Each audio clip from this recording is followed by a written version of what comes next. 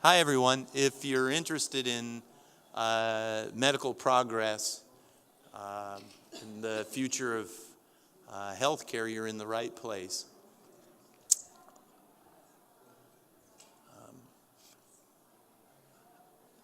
Because we have an enormous amount to cover in a very compressed period of time, and we have a very illustrious panel, our introductions will be very succinct.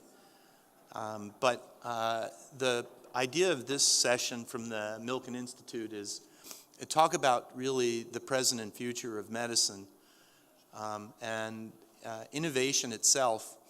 Innovation is a very interesting word. It's Latin, but the nova part means new, but the in part in innovate, the word's about 4,000 years old.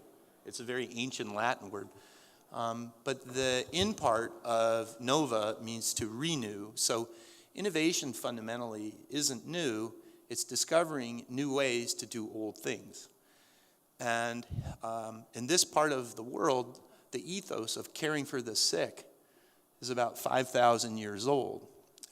But the idea of using genomics and using our understanding of genes to do healing is a late 20th century and a very powerful 21st century thing. And I did a little Milken-ogram up there, which is, although most people may not really know how the hypertext transfer protocol works, everybody uses it if they're going to use the internet or connect. And everyone who's going to be cared for with medicine is going to be the beneficiary of using genomics, or our new understanding of how genes work in health and disease, reduced to the precision or precise way of treatment. I'm Dr. Jonathan Simons. I'm on the board of the Milken Institute. I'm the president and CEO of the Prostate Cancer Foundation. I'm a physician scientist. My entire 30 years of biomedical research has been in the second most common cause of cancer deaths now in the world. That's prostate cancer. I'm a medical oncologist as well, and it's a great privilege to be the moderator. I'll introduce our panelists when I call on them. Our first panelist is Dr. Richard Merkin. He's the chairman, CEO, founder of Heritage. He's one of America's leading innovative philanthropists. And Dick's going to talk to you a little bit about a perspective on innovation that deals both with caring for 1.2 million human beings, which Heritage does, but also about the whole idea of using genomics to cure diseases that were incurable in the 20th century. So with that, Dr. Merkin, take it away. Thanks, Jonathan. So in 1979, I was approached by one of the health plans in the United States. They had a wonderful concept. Who would be better for caring for patients? Would it be physicians or would it be insurance companies? They had a great concept that they, trying to take care of patients, trying to make healthcare decisions, they were having fiscal issues, so they turned it over to us. But this was brand new. We were responsible for pharmaceutical costs, we were responsible for hospital costs, and we were responsible for physician costs. So we had to innovate, and kinds of things that might not be appropriate today in this part of the world. We developed new programs to be as efficient as possible. Things like hospitalists, doctors that only work in the hospital. Today, or at least in 1996, that became a board-certified residency. We were doing this in 1979.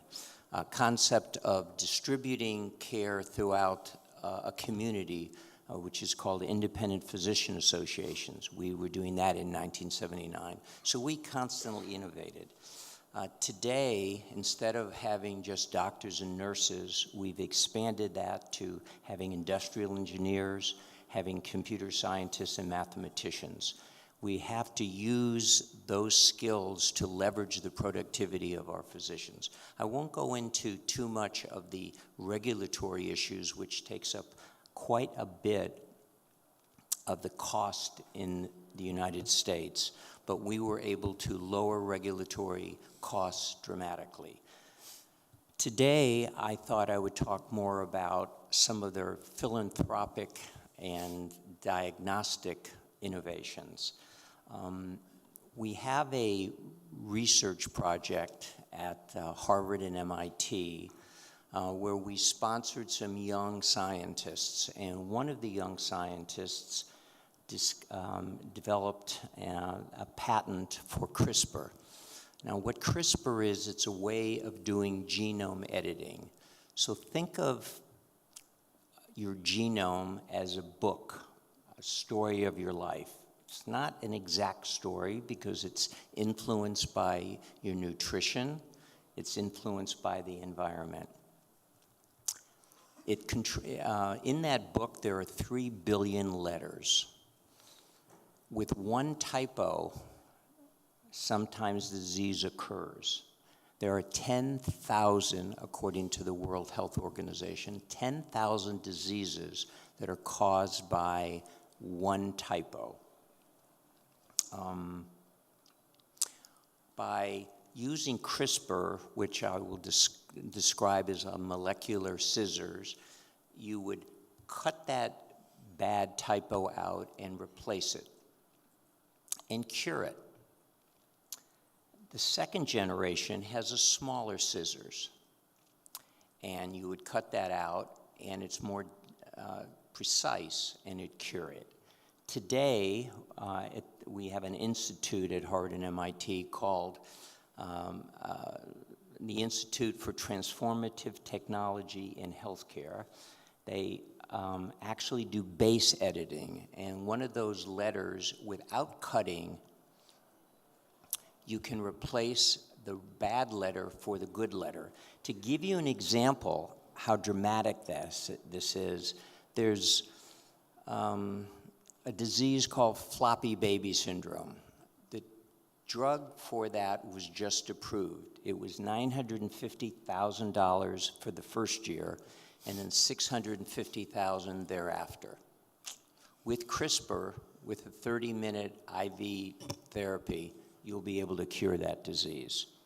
On the display, there's a number of diseases that many of them are one typo, like sickle cell anemia, beta thalassemia, Huntington's. These diseases will become 19th century diseases.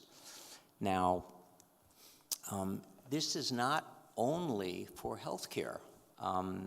There is, besides at Harvard and MIT, the people that originally did anything like this is from Berkeley, and they licensed their technology to a company called Intelia, and these are all public companies worth billions of dollars today. And I'm going to be discussing some new research that is now being commercialized. So this company called Caribou, they licensed the CRISPR for healthcare, for humans, but they kept it for plants and animals. One of the scientists is now removing viruses from animal organs with the hope of transplanting animal organs to humans because there is a shortage of organs for organ transplant. And maybe this will be discussed in the food safety because there will be wonderful ways to improve food production through CRISPR. Other kinds of things that were done with the same group is liver on a chip. And you say, well, what is that?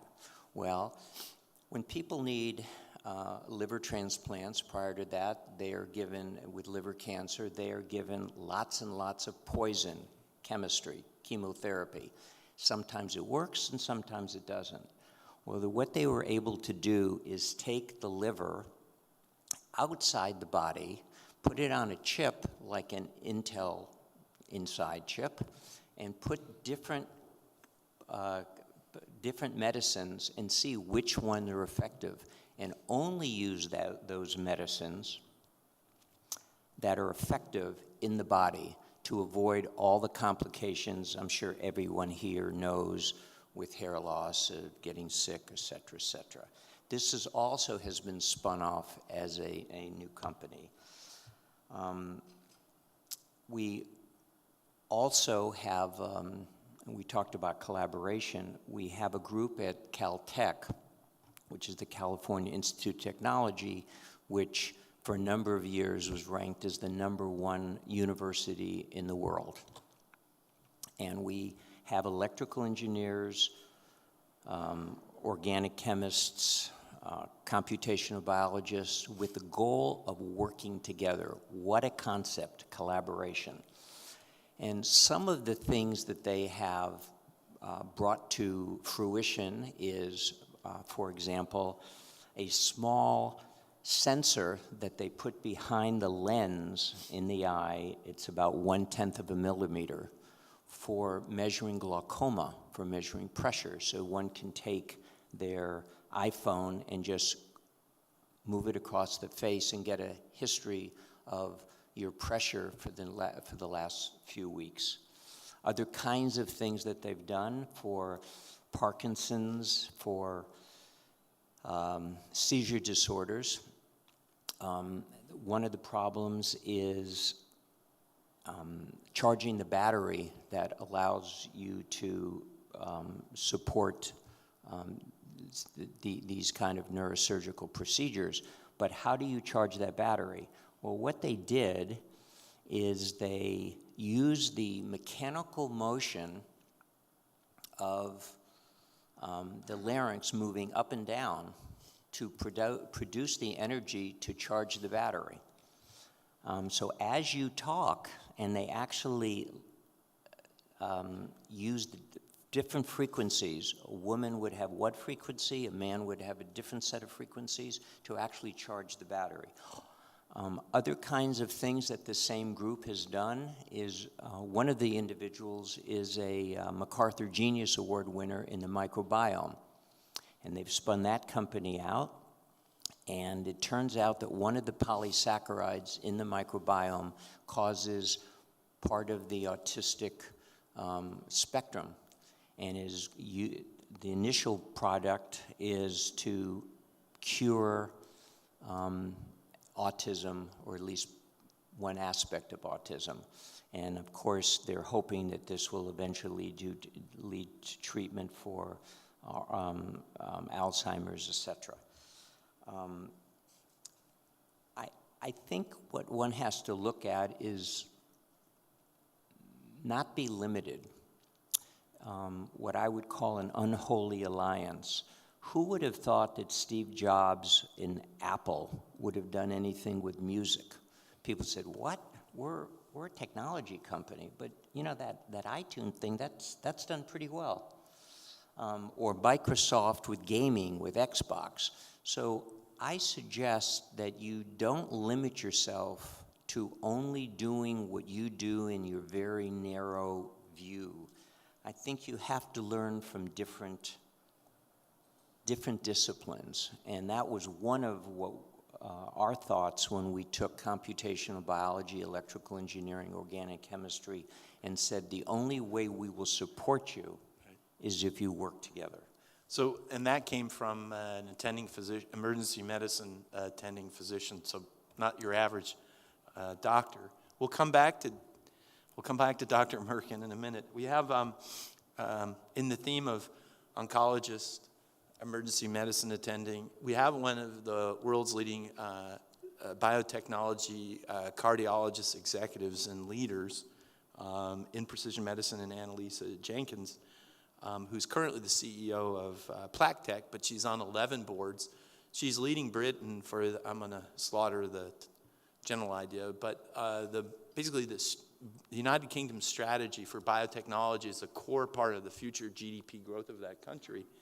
Annalisa's leading, but Annalisa's also led teams at Bristol Myers Squibb and others in actually getting drugs approved in cardiovascular medicine and also in oncology. So Annalisa, from your perspective in cardiovascular disease and also thinking more broadly, how would you define innovation in this decade in biotech, and how might it be relevant here in the Gulf and particularly in the United Arab Emirates?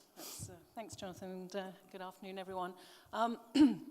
So I always like to think about innovation. I think you started with your introductory remarks as the sort of combination of ideation, the ability to be creative and to have ideas. You've just heard some remarkable stories about inventions and ideas that have been emerging from major academic centers in the US in the last 20 years. But that's also got to be combined with the ability to take risk and the willingness to take risk. And so, so for me, those two have to come together. And when you put those two together and then you get access to risk capital and you're able to access human capital in the right way, all sorts of magical things can happen. And certainly, as Jonathan said, I started life, cardiologist, was in academia, made the move into the commercial part of the sector. I have to tell you, at the time I made the move in 1996, people asked me why I was going to the dark side. Because in those days, academics did not go into the pharmaceutical sector or the pharmaceutical industry. And I said, well, actually, having spent 9 years in the British military, traveling around the world as a medical doctor, including some service out in this region in '91, I had the yearning to not only see what was out there in terms of discoveries and ideas that I could pursue academically, but also I felt that being in the industry and the commercial part of the sector would get access to people that were willing to take risk on the ideas that we had and to pursue those. And importantly, felt very strongly at the time and over the years that this was the best way to translate the amazing ideas that were coming out of academia into therapeutics that would actually make their way into healthcare systems and make their way to patients on a global basis. So what I would say is over the last 21 years, I've worked all around the world, built medical R&D organizations all around the world, worked across multiple different therapeutic areas, seen many, many drugs approved. But as we sit here today, and I said this yesterday at a closed forum, I'm actually as excited as I've ever been to be working in the biopharmaceutical sector. And it's really related to what Dick was talking about. Uncovering the genome, understanding more and more about the molecular basis of disease has just provided us with an enormous growth in opportunity to explore new pathways of disease, develop new therapeutics, and also go into very interesting areas such as development of new biomarkers, new diagnostic technologies. That's been combined with innovations in not only the science, but also in the regulatory space. So we've seen a marked change and an evolution in the regulatory environment in the US, in Europe, and increasingly on a global basis. And you need both to come together. You need the science to evolve. You need to be building vibrant commercial organizations that know how to translate these science into therapeutics, but that has to happen in an environment where the regulatory science is evolving and keeping up with the technology. And of course, it has to also be in healthcare systems that are prepared to support, pay for, access for their people to these technologies. So just briefly, today I'm on 11 boards. I've selected those boards to span the gamut, really, of traditional therapeutics, cell therapy, gene therapies, RNAi technologies, leading edge for cures for people living with serious rare diseases, orphan diseases, cancers, but also very, very interesting in the coming together of health technologies in the discovery space. Richard mentioned liver on a chip. I work in a digital vivarium company. I chair that board, actually. We're wrapping technology out of the valley around mice and rats in cages. Because what we can do today now is monitor the breathing and movement and heart rate of a mouse on a 24-hour diurnal cycle. And we're unlocking new insights. And we're hoping that those new insights will tell us more about the phenotype of diseases in these animals, and that hopefully that will be more relevant to human diseases. And then also at the other end of the spectrum, I'm involved in longevity and aging and the repurposing of old drugs thinking about how to improve lives and the length of lives, but making sure that as we live longer, those lives are productive. And a good example of that is an old drug called metformin, which is actually the most prescribed drug for type 2 diabetes in the world. And we're learning more and more about some additional effects that metformin might have in terms of health and wellness. We need to create new commercial models to take generic medicines and attract venture capital and people willing to take risk to advance the science with drugs that have been repurposed and been around for a long period of time. So trying to span the gamut. And then finally, the CEO of a little company, and it's a very interesting story because I started in the industry in the mid-90s working on statins, and I'm a cardiologist interested in reducing the rates of heart attack and stroke, actually, in patients. And we made tremendous progress over 10, 15 years with statins, antihypertensives, and other related therapeutics. And actually, money didn't flow in for a period of time because we thought we'd sort of cracked it. People were living longer. Lifespans, obviously, were materially impacted around the world. But of course, you know, that journey is really never over. And really what we have increasingly learned is despite the implementation of all these remarkable discoveries in the 90s, people still are suffering from cardiovascular disease, and it still remains the biggest cause of death in the Western world. So increasingly now, money flowing back into this space, and I'm working on in a company looking to see if we can understand in high-risk patients living with cardiovascular disease at the site of the atheromatous plaque in our coronary arteries, whether we can look at inflammatory mediators, new pathways of inflammation that might actually predict whether patients are going to be at high risk or go on to rupture their plaque and have a future event. And biopsying these plaques directly and understanding these new pathways offers two opportunities. One is to discover new pathways and therefore potentially to discover new medicines and to work with pharma in that space. But secondly, also to make it a routine part of a workup of a patient to really see if we can predict future risk and therefore modify the interventions that clinicians might put in place to modify that patient's outcome.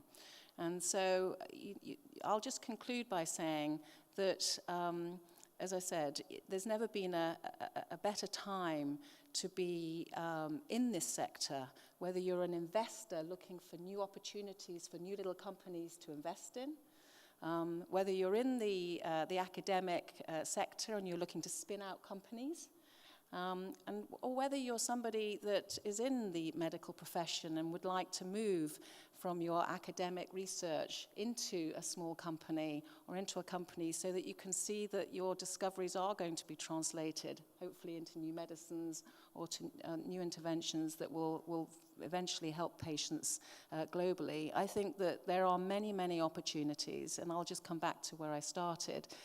Let's not forget that innovation, which is all about value creation, is about the ability of humans to be creative and to have ideas, combined with the willingness of those people to take risks.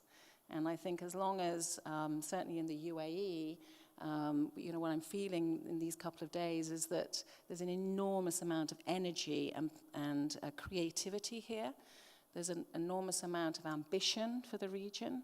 And so I have every confidence, visited the Cleveland Clinic yesterday, I have every confidence that there is the right sort of system here and there's the right energy for that creativity to be turned into innovation and for that to drive value for the future of this country moving forward. Thank you. Thanks, Annalisa. Dr. Christopher Austin is one of the leading neurologists, physician scientists in our country. He also has a budget of over $750 million a year as the director of the National Center for Advancing Translational Sciences at the National Institutes of Health. And I think historians will look at our NIH in terms of lives saved, diseases prevented, moving basic science towards philanthropists like Dr. Merkin or biotechnology investors like Dr. Jenkins, the pipeline for all this starts with dedicated scientists who have a view of the world that's disease-free, but want to do the hard science, including CRISPR-Cas, to get us there. Chris, you're actually supposed to be the head of maybe one of the greatest new efforts of our government, which is to accelerate all this precision medicine when it's riskiest before it gets to the capital markets or even the philanthropists. So would you give us a perspective on what you do at NCATS and how you see the pace of sort of precision medicine picking up? Well, I'm going to pick up on, thanks, Jonathan. I'm going to pick up on a couple of things that Richard and Annalisa said, and I'm going to try to put it in some perspective that I hope will get you excited, those of you who are in this region, and this may be new. This is really the problem of our era. What's on the left side versus what's next to it. We know more about ourselves in health and disease than we ever have by orders of magnitude, but our ability to intervene efficiently to make people better has really lagged that basic discovery. And I always like to show this graph. This is actually during my professional lifetime. This is the number of human conditions, the molecular basis of which is understood. When I graduated from medical school over 30 years ago, that number was less than 10. Now it's over 6,000. A lot of this is due, or most of it's due to the Genome Project, sequencing of the human genome. That's that knee there in the early 90s. That's large amounts of sequence data getting put into public databases. What this means is that we have an understanding of human disease which is fundamentally different than it was even at the beginning of my professional lifetime. However, if you're a patient, this is what really matters. There's only 500 of these that have any treatment. Let's just talk, if you want to talk about a challenge and an opportunity, 500 with any form of treatment or medicines, but north of 5,000 human diseases where we can actually tell you what makes them tick. Yeah. So this is a question, I think, for our era. How do we radically increase the efficiency with which we go from the yellow line to the red line? These are obviously, the formatting here got a tad messed up, but the organization that I run was started about 5 years ago to develop new ways of making this process happen better, faster, cheaper, and then disseminating those technologies broadly, worldwide, so that everybody can use them. And I'm just going to give you a couple of examples of how we do this. And first of all, I have to tell you what translation is. So I'm the National Center for Advancing Translational Sciences. So unlike cancer or eye disease, you may not know what translation is. You may think that translation is going from one language to another, which it is, of course. But in medical parlance, it's the process that Jonathan referred to and that you heard Richard and Annalisa talking about. It's the process by which you go from an observation that's made in the lab or a doc makes in the clinic or a community health worker makes in the community. The process from that observation to an intervention, a drug, a device, a behavioral intervention that is shown to improve human health. And that is not a trivial process. Currently now takes a couple of decades and fails well over 90% of the time. So the question is how to do this better. In our view, the answer is science, translational science. That is, translation at this point is largely empirical. It always has been, trial and error. And if you have a trial and error process, you always get more error than trials. And so the question is how to understand this and turn translation from being a phenomenological process to a predictive science. And we're approaching this like any other scientific discipline, whether it's genetics or engineering, that is to understand what the general principles are which underlie this process. And believe it or not, before NCATS was formed 5 years ago, nobody ever studied this. And NCATS is still the only organization in the world that is focused on this problem. I was curious that that's the case, but it's true. So see, these are some of the problems that we work on. They are the problems that prevent fundamental discovery from reaching interventions that improve patients are actually the same no matter what disease you are, whether you work on cancer or cardiovascular disease or rare disease or common disease or prostate cancer, it doesn't matter. They're all the same problems, which is part of the reason nobody's ever worked on them, because organizations tend to focus on their own diseases. And so these all fit into what economists like to call the tragedy of the commons. So we work in the tragedy of the commons. And I'll just give you a couple of examples of why I'm so optimistic about this. I'm going to take the example here of gene therapy, which is something that Annalisa has done a lot of work in. So our approach here, and this just happens to be a particular one of our programs called TREND, Therapeutics for Rare and Neglected Diseases. What we do in every one of our programs is develop new ways, new generalizable ways of doing something better, something on that problem list I showed you, and then demonstrating in individual use cases that they actually work better, and then disseminating those technologies or approaches. So in gene therapy, the generalizable problems actually have to do as much with manufacturing and delivery as they do with the genetics, actually even more so. So we focused on this problem, and we chose this particular project as a demonstration case. Don't worry too much about the disease, but I just want to give you a sense of how we're approaching this to develop generalizable technologies, in this case via AAV, adeno-associated vector virus, approaches with a company called Agilus Biotherapeutics. Everything we do is a collaboration, like what Richard said. Everything NCAS does is a collaboration.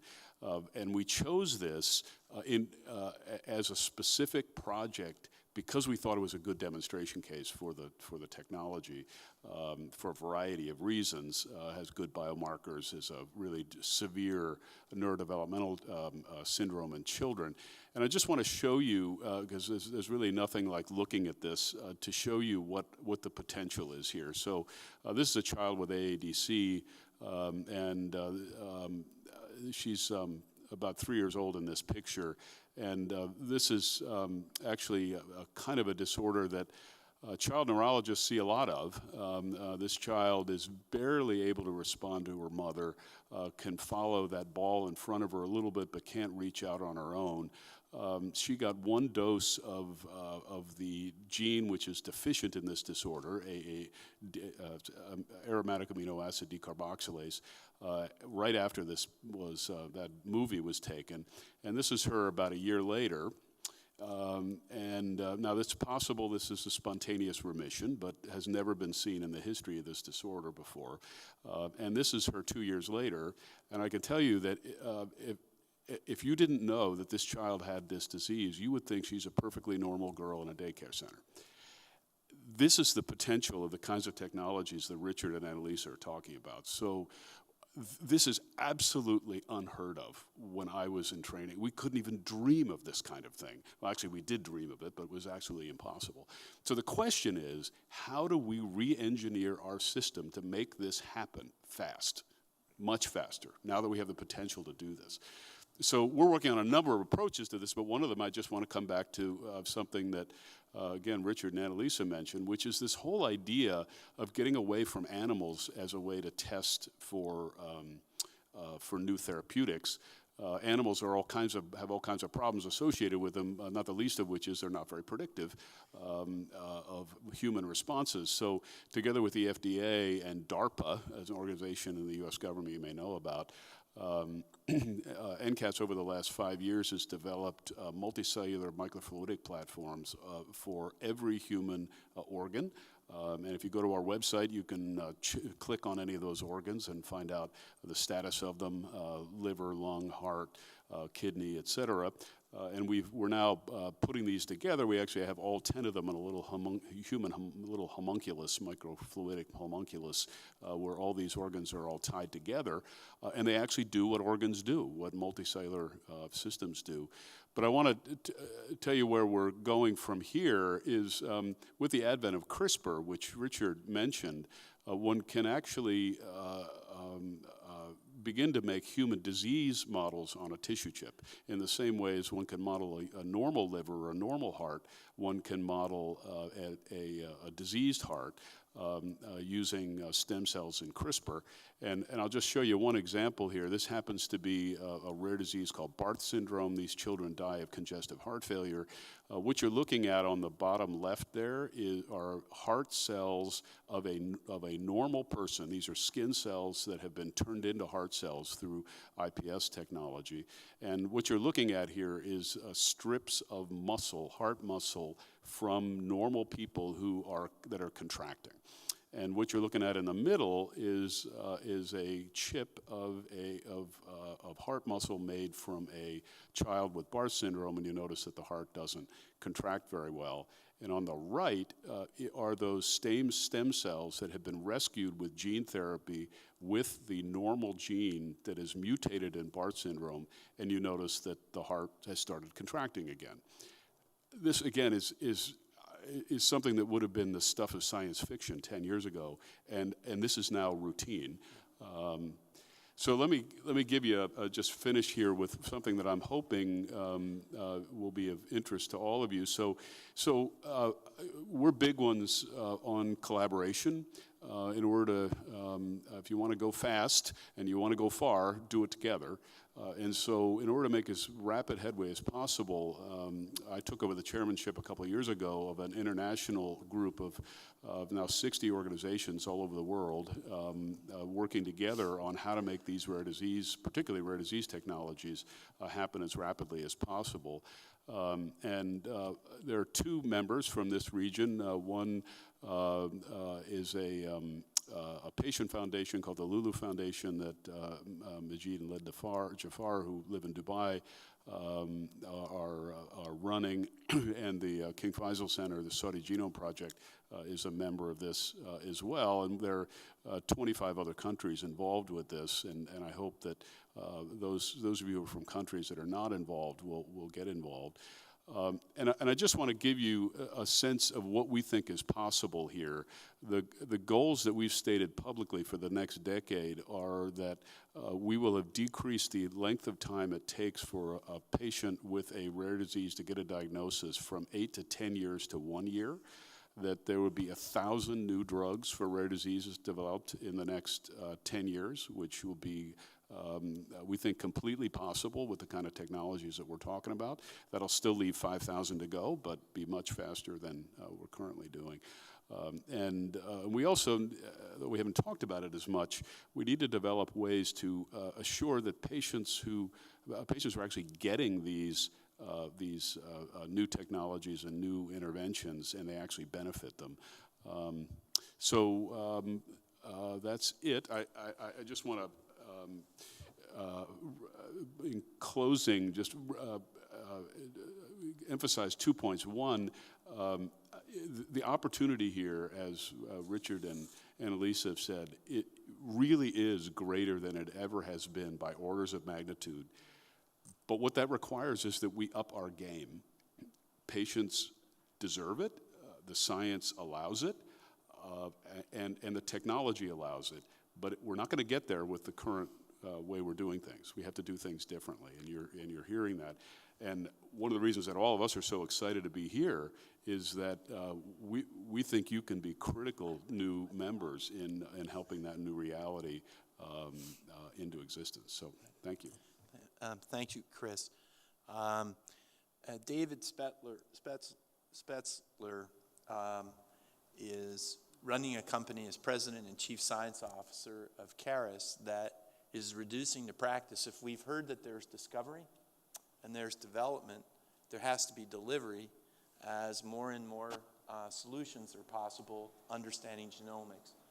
And it's a fair statement that cancer is leading the way for this extraordinary information precision treatment revolution. And it's also actually, in terms of healthcare delivery, efficient, not just humanitarian.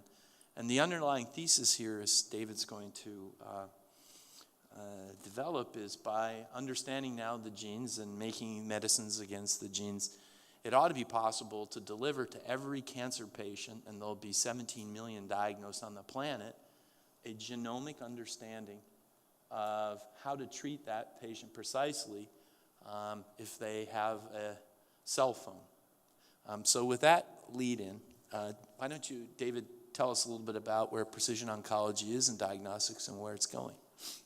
Thank you. So there's been a technological evolution of how we define disease over the last few decades as we've really begun to understand the molecular basis of aberrations within our systems. And we've moved from a system where we define diseases based upon symptoms to a system where we can define the underlying molecular component that drives that disease. And that has its greatest manifestation in terms of understanding the genomic component that drives disease, and then beyond the genomic component to understand how that has its functional implementation within the body. And what that really has done for us is created the opportunity to have patient-specific disease intervention strategies.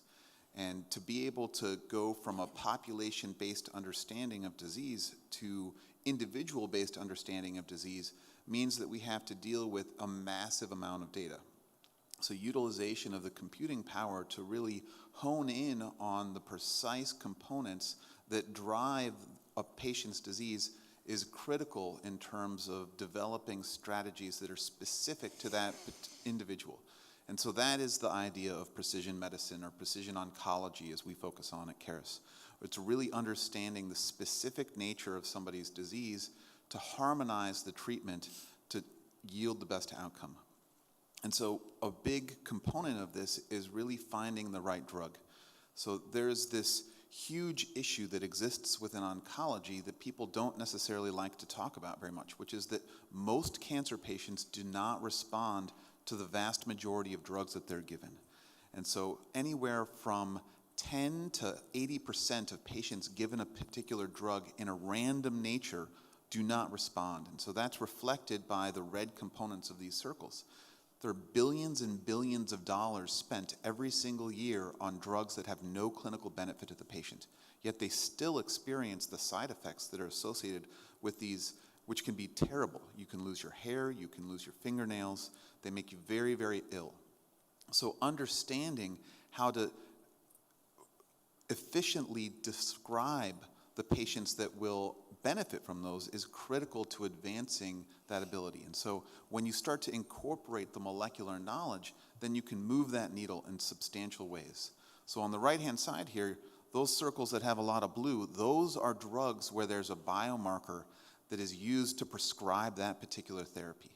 And two examples where the drug was originally approved without a biomarker are shown in the lower right. And so advent and understanding of the molecular composition of the cancer then led to a vast improvement in terms of identifying which patients would respond to these therapies. And so it's a critical component to advancing cancer care. These patients are sick, and we have an opportunity to do something for them that can be very meaningful for their lives, but we have to do it in an economically responsible way and in an ethical way in order to improve their lives.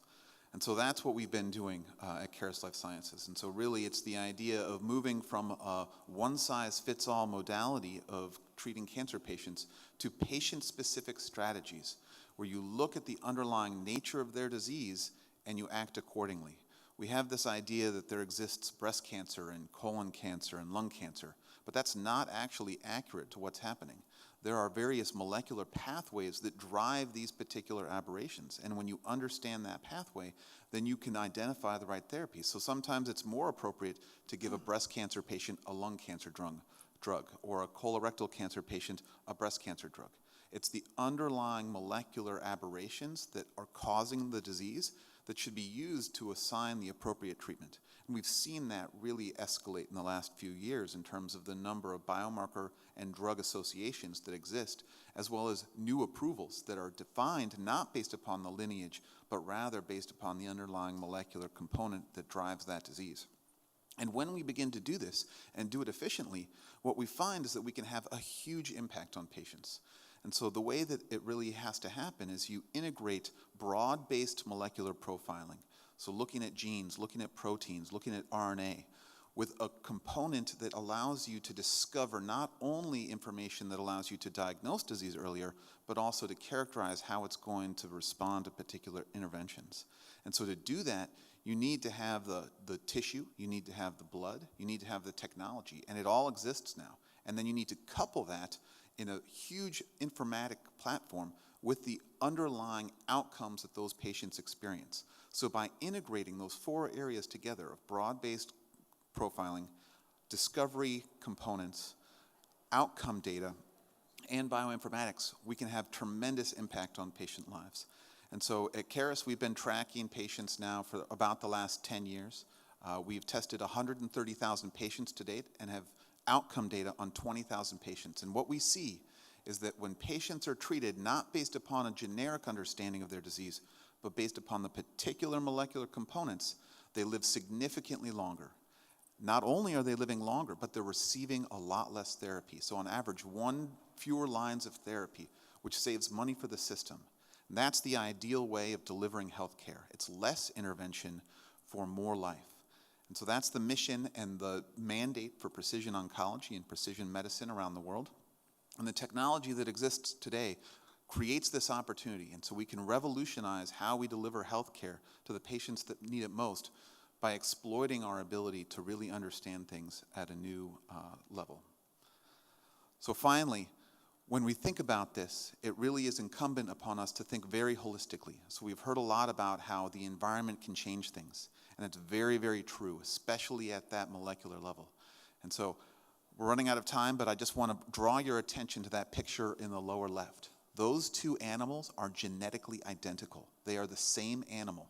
The environmental impact of change of diet and stress leads to this manifestation in as little as 3 months. Our understanding of the system's nature of molecular diseases is nascent, and we really owe it to ourselves and to future generations to fully explore and understand the capability that we now have to significantly advance the human condition.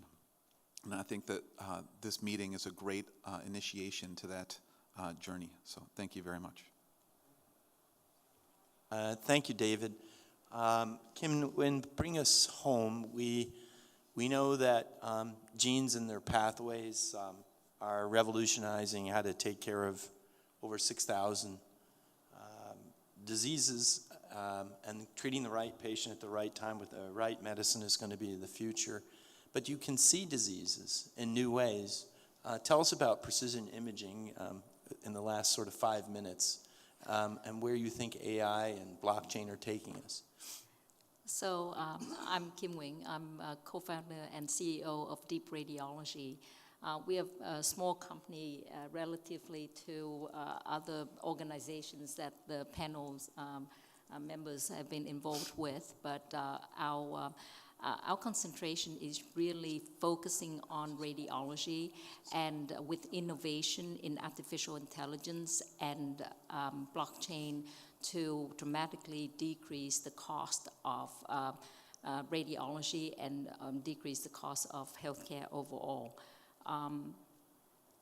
So what happened was 2012, something really dramatic actually happened.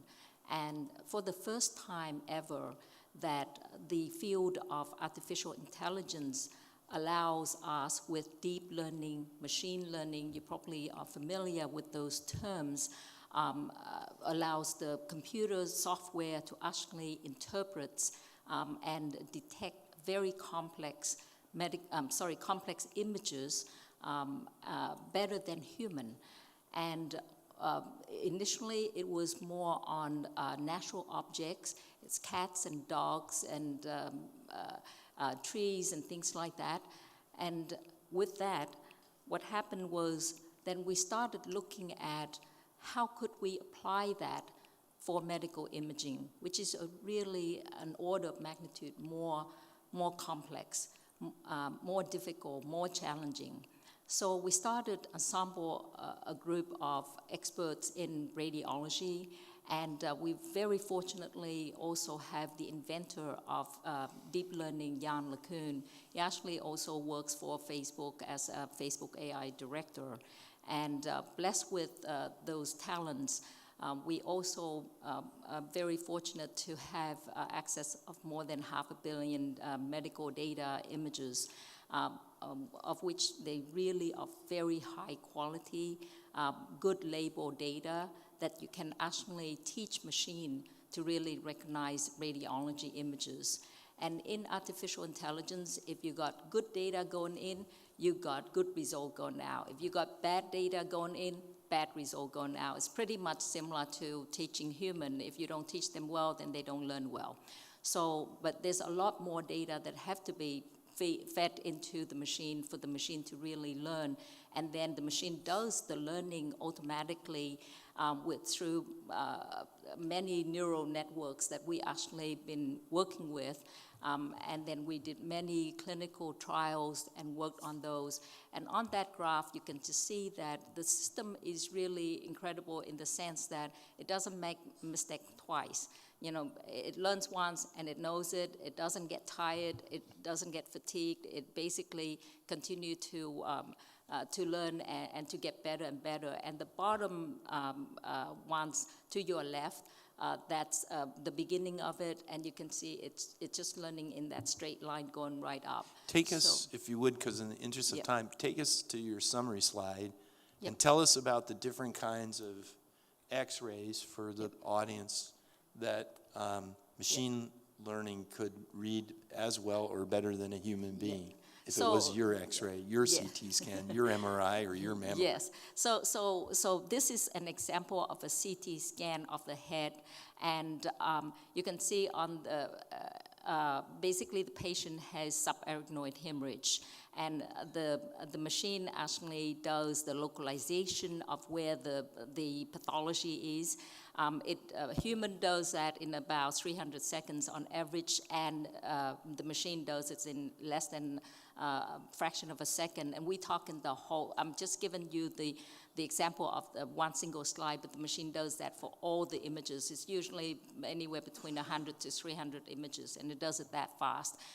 It has a much lower rate, error rate compared to human. And in November of 2017, we actually published the first CT scan interpretation system paper that actually exceeds human performance. That's in the Cornell archive for reference. In terms of cost, you can see that our goal was really to reduce the cost that is really way too much for healthcare to bear. And you can see the cost of human interpretation is $50 in the US for a CT head. And the machine does that in 0.002 of a dollar. So the cost differential is very obvious there. Now, that's talking about the how AI comes up with the products that actually then interpret the scan. How does blockchain comes into the picture? When we deployed the products and put it out there for nationwide and internationally global, there are certain things that blockchain technology actually helps us, and it eliminates the excessive exchange fees, it eliminates all the accounting, billing, payments, processing. All of that could be done through a thing called smart contract.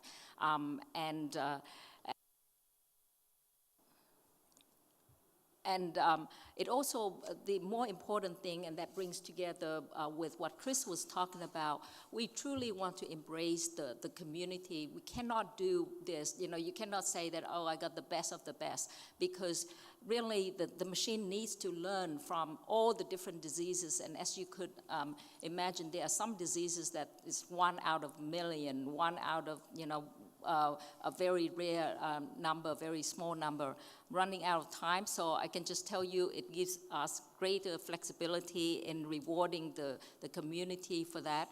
And then the third part that's really significant. We're going to assume that you'll have the seminar right after. Oh, okay. Because you've got an enormous amount of I better investor. wrap up. Thank you so much. Yes. But I think the key thing, before I hand it to Richard Merkin to take us home, is here we started with this information revolution by just understanding that there are 22,000 genes in the genome, and that's read out in 3.2 billion letters, and that the first one cost over $1 billion, and you can get one for under $400 that you could use as a doctor if you could manage the data. And we're making new kinds of medicines. You can watch them work. There's no such thing as a rare disease if someone you love has it. You've seen that oncology is going to lead the way, and that there are commercially very viable systems to begin to practice this kind of precision oncology. So, Dr. Merkin, if you were going to write a prescription for the UAE for the future of medicine, precision medicine, or medicine is an information science, and you could fill out 3 simple prescriptions, what would they be from your wonderful experience here? I would suggest that the biggest problems have the biggest opportunities. I don't think you should approach healthcare and try to make 10% increases. It becomes a smartness contest. It becomes you're trying to do something a little bit better than somebody else. I think you should look at the world, look at healthcare at tenfold. And even if you fail, even if you do something and don't reach the tenfold, you still will do something significant. Don't be hindered by legacy. Don't try to do something just because someone else has done it. Take a fresh approach. If you try to do something 10 times better, you're not going to be able to do it the way it's been done in the past. So I know, speaking to Annalisa and Chris and Kim and David, that we're all very, very grateful to have the opportunity to share our experiences with you. And we're very appreciative of being invited to the UAE. And speaking for myself and the rest of the panel members, if there's anything that any of us can do to further the progression of healthcare in this area, in this region, we'd all feel it'd be an honor to assist.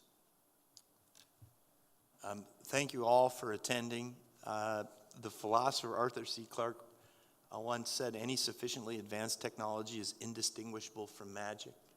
And what might be magical here, thinking boldly, is diseases that we think of as fatal will be in the history books with the, as Mike Milken likes to say, a leapfrog or a full-fledged jump, not a little hop, towards the democratization and delivery of precision medicines. With that, have a good afternoon, and thank you so much.